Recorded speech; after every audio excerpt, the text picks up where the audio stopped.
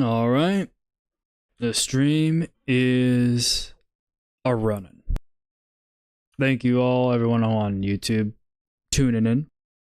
And now, thanks to everyone who's joining me in the Discord every morning. These YouTube streams probably going to get to the shorter side. You know, they used to be like an hour, hour and 30.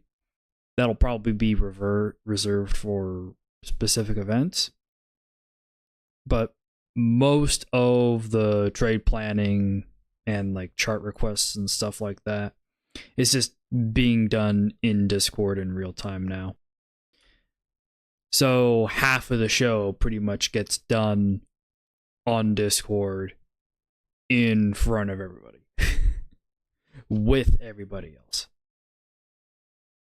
Also, sorry, no face cam today. This is all. Okie doke. So, let's go ahead and check out what I mean with the header of today's video. With some of these lows that we're tapping in on the month. So, Eurodollar probably not in for the month, frankly. Let's just get that out of the way. USD CAD, it wants to probably be in for the month. I actually took a long trade all the way from the bottom here. It was like 2 pips off the low. Took the short trade here. It was about 9 pips off the top. So taking the short in this spot in your distribution looks like a pretty good idea. So that's what I did last week, and now I'm starting to get second thoughts because, well, this thing, even though this is a good entry, this is starting to creep up. And if it continues to creep up, I'm just gonna hop out. Alternatively, the other Asia Pacific countries, specifically Aussie dollar. Aussie dollar actually hit a pretty good spot on the month, I think. Yep, and it hit it pretty early in the month so far. So this, I mean, what is this? Like 25% of the time your low is below here. If we go to the current bin, yeah, this is saying something like 82% of the time your low comes in here.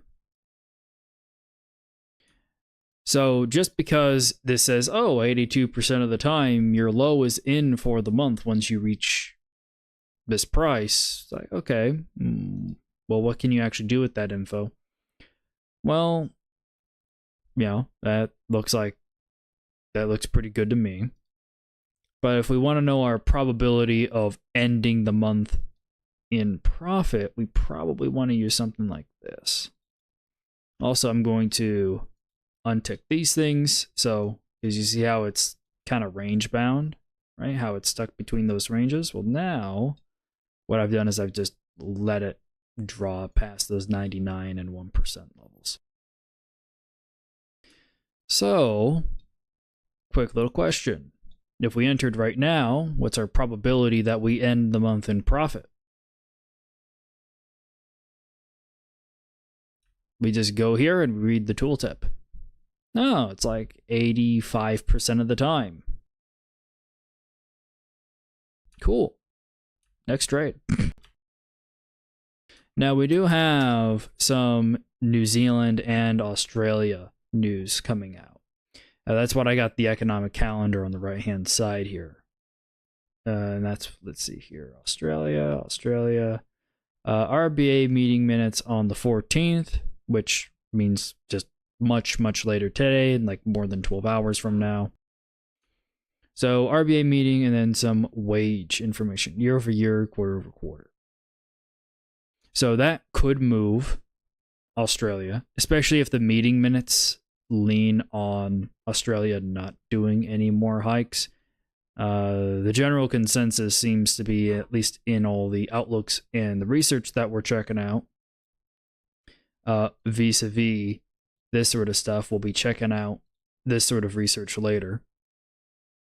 And if you're here on the Discord, you probably won't be able to see it, but I'm going to be pulling up some research I was sent this morning, and I'll be covering that part on stream, and I'll be sharing the links in the Discord. So, with all that said and done,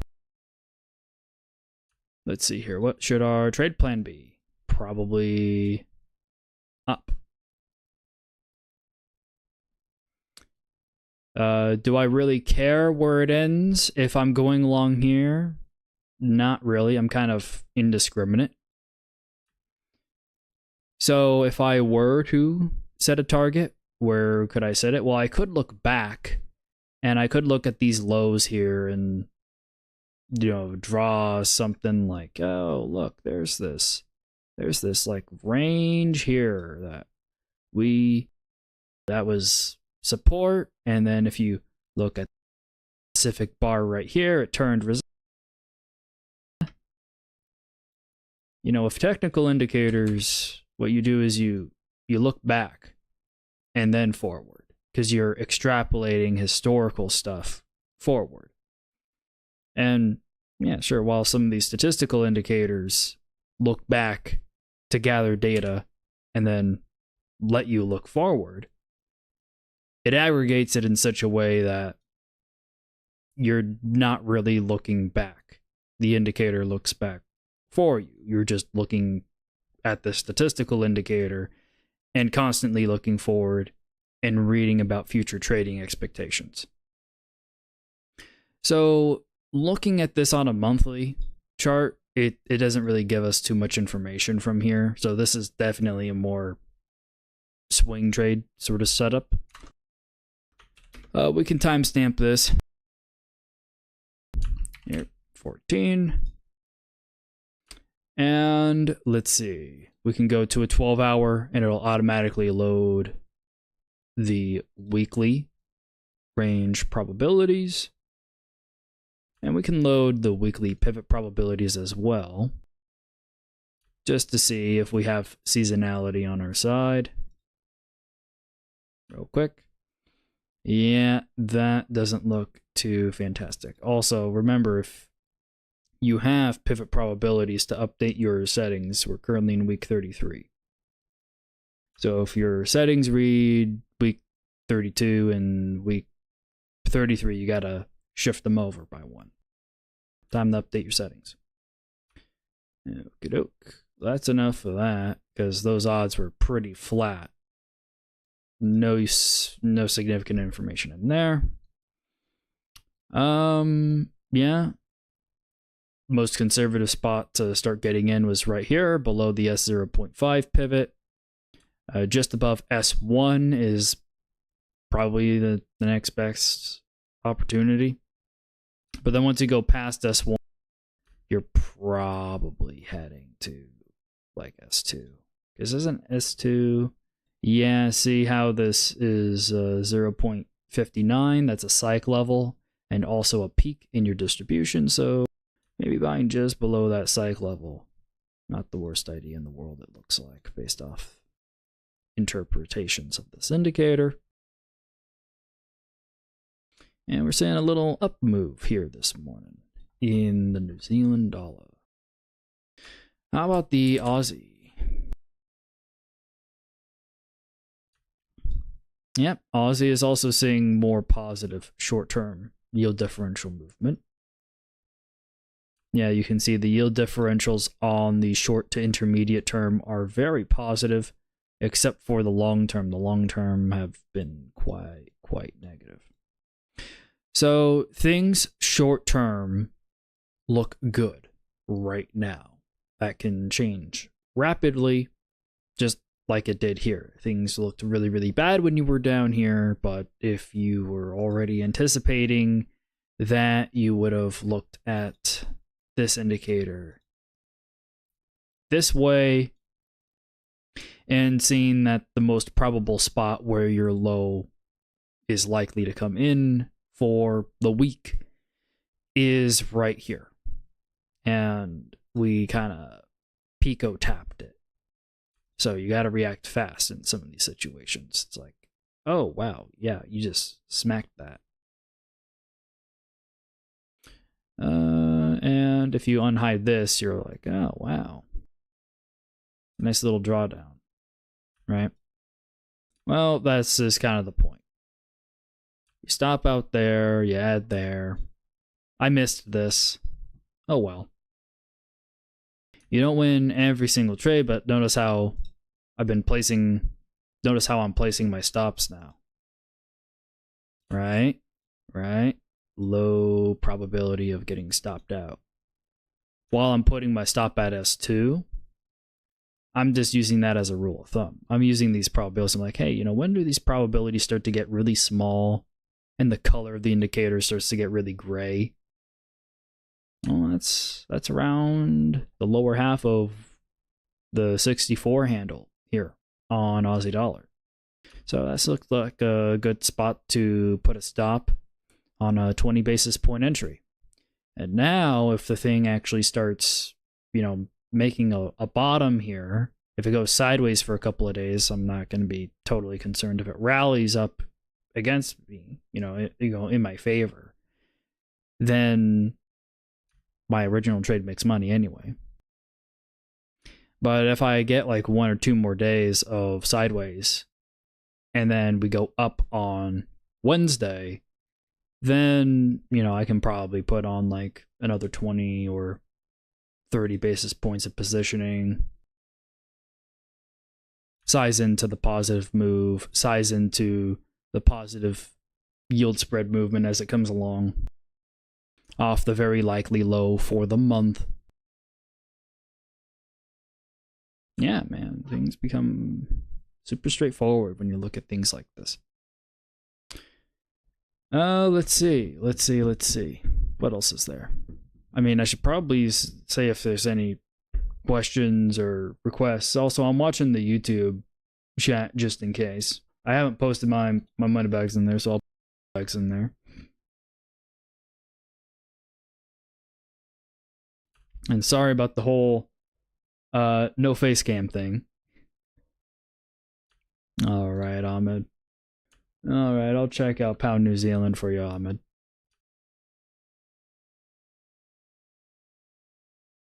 I'll check it out for the day. Let's see how the day is likely to go. Let's see. Yeah, we got employment data also coming out for the UK on the 14th, which is tomorrow. It's like 24 hours from now, tomorrow. Well, you hit a likely high.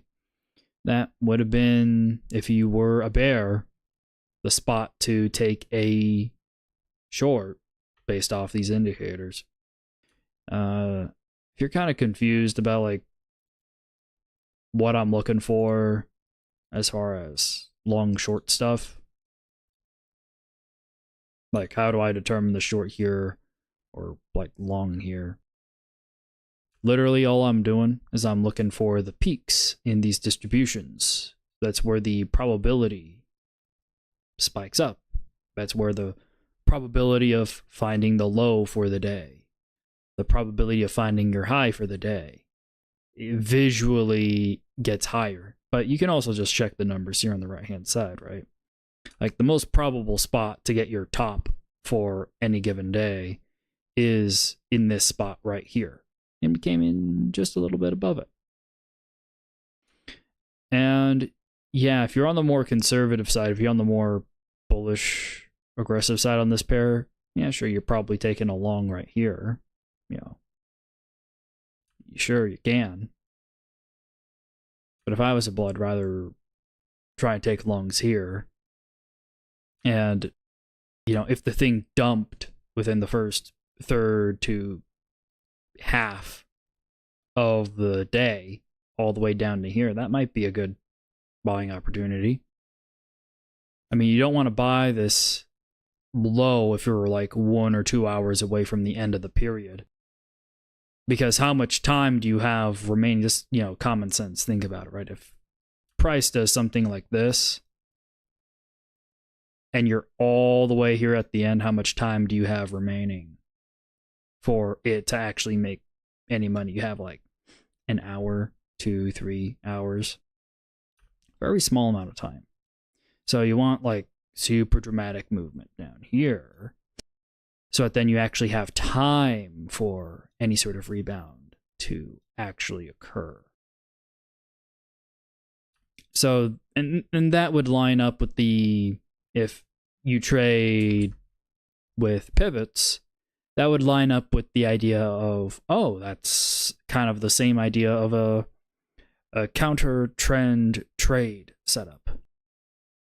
But for pivots, the counter trend trade setup is like way down here, right? You need to be down by S2 for that to work out. Whereas in this situation, it's like, oh, that actually would be technically a quote unquote range trade, because going all the way down here would be S1 and then taking it all the way up to R1. So, we went up to R1 and that was the sell. So it's just, what actually happened is the reverse, frankly. We went up to R1, likely probability, short it. So where are we likely to close for the day? Well, if you got your short from up here, the probability that the trade closes in profit is like 60%, which implies 40% of the time the trade closes at a loss. So if you sold here and held to the end of the period, what's your probability of making money? It's like, 60-40. But again, just because you got some probabilities here that sample indiscriminately from like the last 5,000 bars on the daily time frame, there's no additional filtering going on there for like volatility adjustment or economic event. It's just indiscriminately grabbing the last 5,000 bars. So if there's a bias in those last 5,000 bars to be super bullish or super bearish, that'll show up and be reflected in this distribution. So if we're going into a new regime where those distribution of returns is about to change, then, be prepared to experience more of those 40% situations as the distribution updates. So, there's no magic sauce in trading. There's only, estimates of the magic sauce. You can only get so close. Let's see here. James, Euro, New Zealand. Alrighty.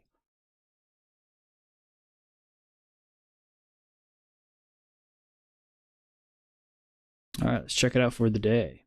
Oh, wow. Yield differentials got super negative here. I had some failed shorts on this one. Wow. Check that out. It's like 88% of the time this thing ends the month in profit. But this was the thing I was concerned about.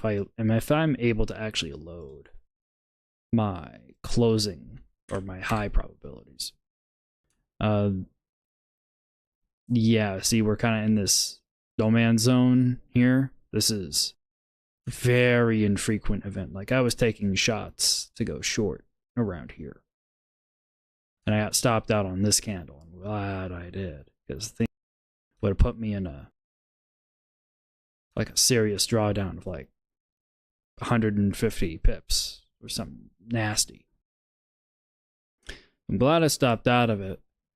Now, is it time to short this thing? No. Let's actually check out the probabilities. Well, 90% of the time your low for this week comes in below the weekly central. Oh, wow. Yeah, a lot of the time you top out around here on this specific week. Yeah. Okay. So maybe there's a shot that this thing actually goes lower this week. Yeah, didn't pivot probabilities say when we looked at the low odds that this area right here, yeah, this area right here around S0.5. So that's actually not a totally unreasonable expectation to have. Let's change that to red for bearish.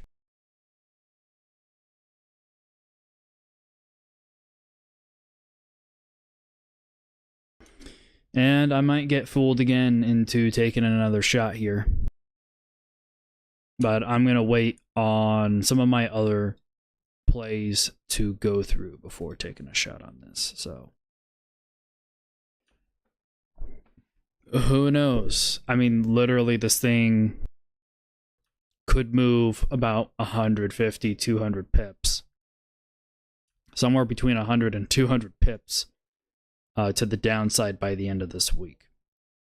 Depending on how poorly Europe performs.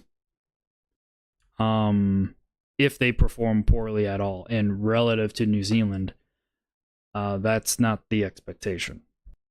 That's why they've been going up, and away. There's always the chance of surprise. And we can actually go here and watch your eyes. I'm about to burn them. Let's see here. German zoo. I'm looking for just European economic events. This is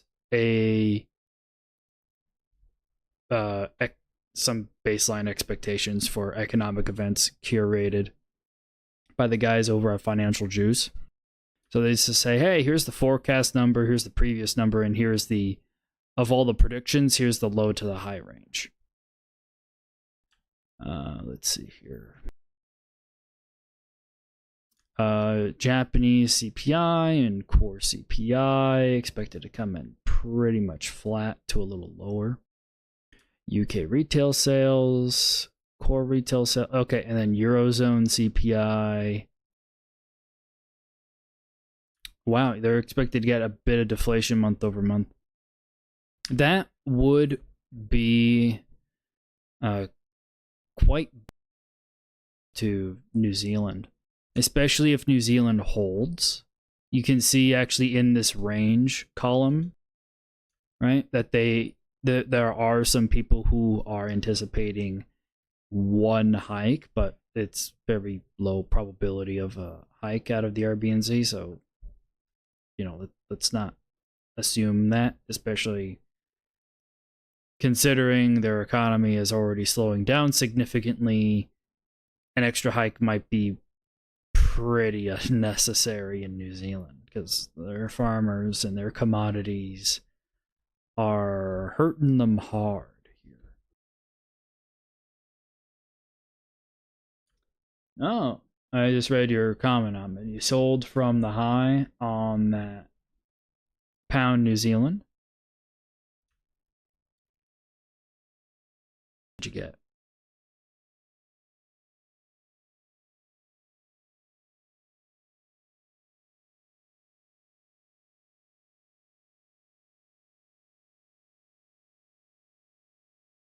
Yep.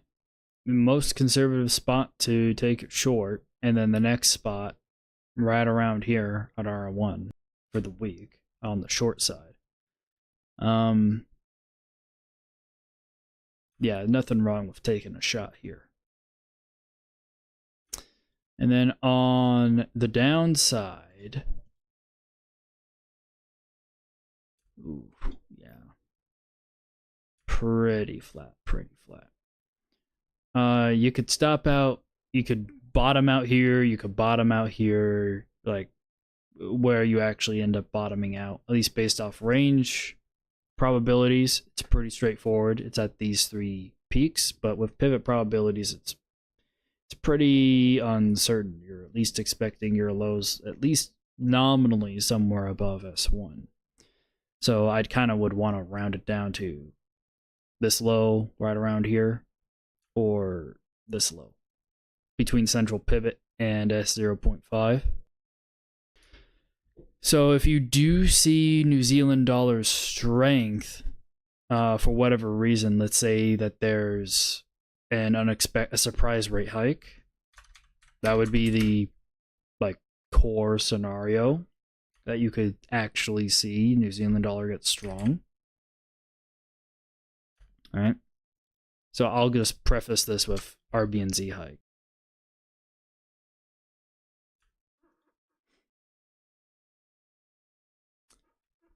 If we go to like NZD JPY, NZD JPY on Oanda. Looks like that bottomed out for the week right away. And let's load up our probabilities here. Yep, that hit the most probable spot to find your low. This thing's probably bottomed out for the week on New Zealand yen. Did it bottom out for the month? Yeah. Probably hit a likely low, just looking at it. Yeah, New Zealand yen doesn't have 5,000 bars of historical data, so we set it to 3,000. And yeah, check that out. There's a peak in your distribution right there. Most of your lows occur right there, so you can kind of see the rationale behind this setup. And let's just check the yield differentials here just for fun. Oh, they look fine. They look fine. Long-term yield differentials are bearish. I mean, look, this is New Zealand yen. The only thing that's actually moving the yield differentials here is the New Zealand part. While the Japanese are still technically under yield curve control, guys, the yield differentials on yen pairs will become more reliable once Japan has a totally free floating rate. Let's see here. We got a message there. New Zealand CAD. Now that's an interesting one because we were just talking in the pregame here in the daily plan. Before I go live on YouTube, I start up the stage here in the Discord and we just talk for like 30 minutes before the stream starts. And I mentioned pretty much the two weakest economies. The two economies that could see the most devaluation in their currency is New Zealand and Canada, so NZD CAD could actually be quite interesting. Wow.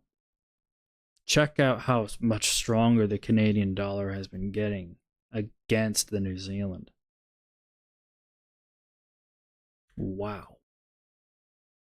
I was listening to Mark Meldrum, and he's actually moving to the United States. He's lived in Canada pretty much his whole life, and he's leaving the United States now. And I thought he had some interesting commentary. He was saying that he anticipates the Bank of Canada to begin cutting rates sooner than pretty much most of the G's, like if not the first, be the second bank to cut rates of the G7 central banks. And that makes sense because Canada was also one of the first after COVID to begin hiking rates. So it makes sense. It makes sense that they'd also be the first to cut rates. And if they begin cutting rates aggressively, or they're the first to begin cutting rates, it'll kind of reverse this trend over since the beginning of the year. You could probably end up around 85, 84 by the end of the year very, very quickly if they do 1-2 cuts. Or if they do one or two. Yeah, if they only did 1 or 2 cuts. But I don't think the expectation is that they would do a cut this year. I think the blanket expectation across the board right now is no more hikes and no cuts for the rest of this year. Just everyone's holding policy. There are some discussions going around about why central banks should begin cutting now, because the R star, the real felt cash rate, is now starting to increase. And because that's been increasing, it could lead to a further economic slowdown, effectively an overshoot to the downside on growth. So some people are arguing that the Fed should do a cut maybe in December, so that then our star doesn't get too out of control. And even then, understand that even when the Fed does start cutting rates, usually that means the economy is already really bad. And when they start cutting rates, usually it signals that things are about to get a lot worse, actually, over the next 3 to 6 months, especially. At least every single time the Fed has begun cutting rates, that's been the theme, the cyclical setup. Yeah, let's go ahead and check this thing out on a weekly. See if there's any opportunity here on the week. I mean, technically, yeah. There is a setup to catch in right here. I don't know. I'd like it to come to that 0.8 level where the highest probability also lies, and maybe pick it up there. So let's set an alert here for myself. If it comes down to here, I'll start paying attention to it, maybe pick some up. That looks like a good end of week trade. But just stop right there. And what's the probability this trade ends in profit? It's like 75-ish%.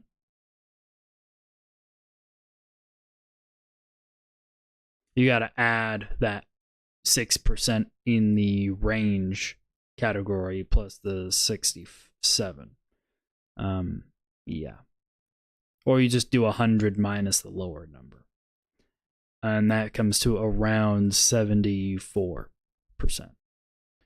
So yeah, 74% of the time, when you're able to at least buy down here, the week closes in profit. So yeah, I'd wait.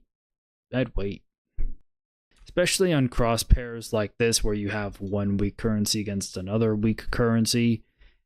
Trying to discretionarily determine which currency is more weak than the other can be a bit of a guess if you're not actually measuring the relative economic gains or losses that are occurring as they are getting released. So if you're not actually tracking the economic numbers, trading crosses is going to be a lot harder. Okay. I think I've covered everything I wanted to cover on the stream. I'll be taking this all over to the Discord for the daily plan here on Discord. If anyone wants to hang out in the speakers chat with me, go over any more charts, any more trade plans, talk with me about these indicators, how I do my risk management, what sort of outlooks I was going to actually cover out here. I can probably go over this real quick. There's just these three that are the actual kind of quote unquote real outlooks. No disrespect to Brent Donnelly or the FX macro guy, right? But these are kind of like articles. These are banking institutions that are saying, hey, this is what we anticipate. And they usually got some PhD working for them, printing all this stuff out. Look, there's the Bank of Japan's CPI forecast for the next 3 years. Down. Westpac, US dollar solid. China weakness weighs on the Aussie. Okay. Let's see. Markets are pricing a little over 50% chance of another RBA hike. Okay, that is helpful to know. So that might give the Aussie a bit more of a bump, right? Tuesday's China activity presents another test for Aussie dollar. Cool. All right, so we have to watch out for the RBA and the China activity on Tuesday. Thank you, Westpac, for that information. And then Economic Weekly, RBNZ, expecting a cash rate remain at 5.5. Yeah. We're not in the camp anticipating additional tightening is needed here. Yep, this looks all pretty straightforward stuff. Alrighty, you guys. Oh, thanks for watching the stream, hanging out. Come on, hop in the Discord if you want to chat for the rest of the trading session, going over more of these indicators and strategies and the whatnots. And I'll see you guys for the stream tomorrow. Hopefully with a face cam. Alright. In a bit, you guys.